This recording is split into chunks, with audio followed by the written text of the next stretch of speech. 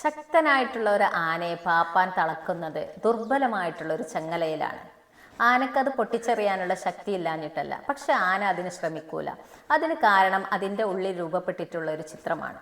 അത് വളരെ കുഞ്ഞായിരിക്കുമ്പോൾ ഇതേ ചങ്ങലയിൽ അതിനെ ബന്ധിച്ചിട്ടുണ്ട്. സർവ്വശക്തിയും ഉപയോഗിച്ചിട്ട് അതിൽ നിന്ന് രക്ഷപ്പെടാൻ ശ്രമിച്ചിട്ട്, പക്ഷെ അതിന് കഴിഞ്ഞിട്ടില്ല. ഈ ചിത്രം ആനയുടെ ഉള്ളിലുണ്ട്. അതുകൊണ്ടാണ് അത് ഇപ്പോഴും അതിൽ നിന്ന് രക്ഷപ്പെടാൻ ശ്രമിക്കാത്തത്. ഇതുപോലെയാണ് നമ്മുടെ ഉള്ളിൽ നമ്മളെക്കുറിച്ചുള്ള ഒരുപാട് വിശ്വാസങ്ങളുണ്ട്, ഒരുപാട് ചിത്രങ്ങളുണ്ട്.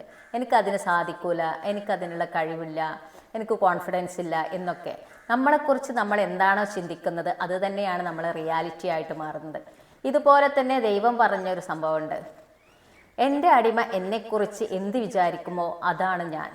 അതായത് നമ്മൾ ദൈവത്തെക്കുറിച്ച് ശിക്ഷിക്കുന്നതാണ് എന്ന് വിചാരിച്ചാൽ നമുക്ക് അങ്ങനെ തന്നെയാണ് അനുഭവപ്പെടുക.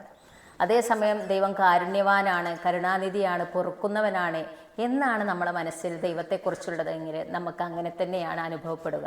അതുകൊണ്ട് നമ്മളെക്കുറിച്ചും ദൈവത്തെക്കുറിച്ചും നല്ല പ്രതീക്ഷ മാത്രം വെക്കുക. താങ്ക്